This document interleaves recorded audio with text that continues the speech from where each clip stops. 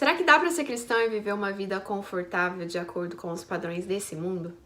É isso que o Francis Chan faz a gente pensar no livro de hoje.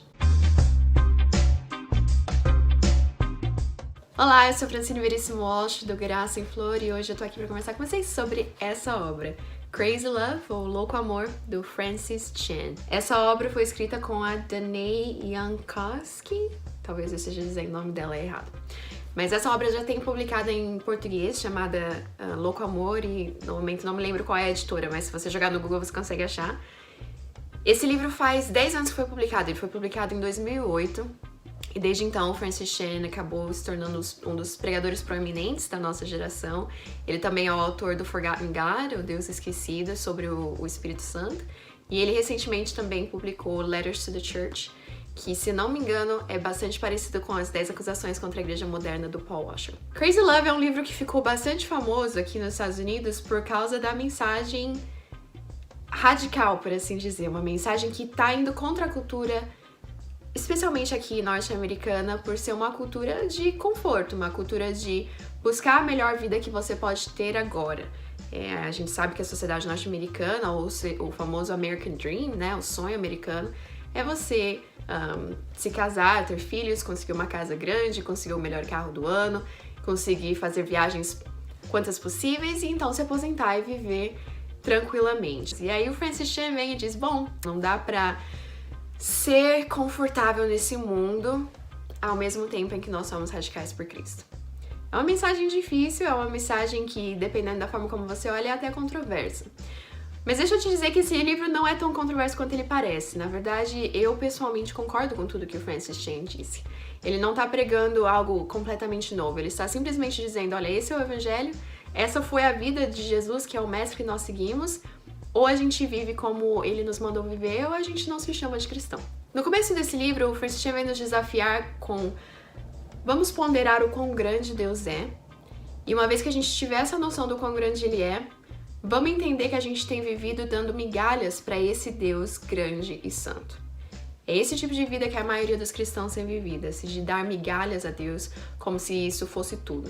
Nós não estamos vivendo vidas radicais, vidas de radicalmente amar o próximo, de doar de nós mesmos, doar os nossos bens, doar o nosso tempo e viver como se Deus fosse real e tudo que ele disse fosse algo que nós de fato deveríamos cumprir. Francis Chan traz também uma noção de o quanto a nossa vida é frágil e rápida e que se a gente vive focado nessa vida que é esse tanto de relação à eternidade, nós somos no mínimo tolos, né? Se a gente sabe que a vida eterna existe, que a eternidade existirá, por que é que a gente está vivendo como se o agora fosse o importante? Por que é que a gente não está vivendo de forma radical?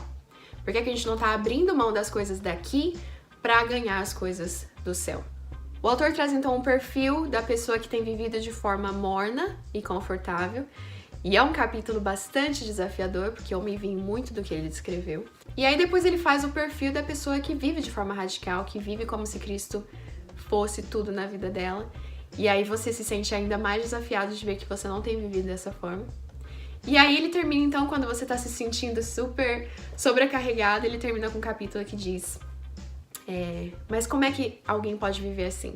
E aí ele dá uma lista de pessoas reais do passado e do presente que vivem e viveram como se Cristo realmente fosse tudo na vida delas e, portanto, um cristianismo, por assim dizer, radical, um cristianismo sério, um cristianismo focado no futuro com Cristo e não na vida confortável do agora. Bom, como eu disse, eu concordo com tudo que o Francis Chan traz nessa obra. Todos os meus amigos que leram a obra concordam com tudo que ele disse. Mas uma coisa que eu fiquei um pouquinho preocupada é o seguinte. O Francis Chan traz um pouco, claro, como eu disse, exemplos de pessoas do passado e do presente e coisas que elas fizeram. E ele traz o seu próprio exemplo, como a história de que ele e sua família venderam a casa que eles tinham, compraram uma casa bem menor, porque eles acreditavam que não era necessário ter uma casa tão grande, e aí com o dinheiro eles puderam ajudar outras pessoas, coisas nesse sentido, né? De rever os seus valores e viver de acordo com os valores dos céus, não os nossos. O que é que me preocupa nessa obra? Deixa eu reafirmar que eu concordo com tudo que ele disse, é de fato bíblico, é desafiador e me transformou a querer viver mais radicalmente para Cristo.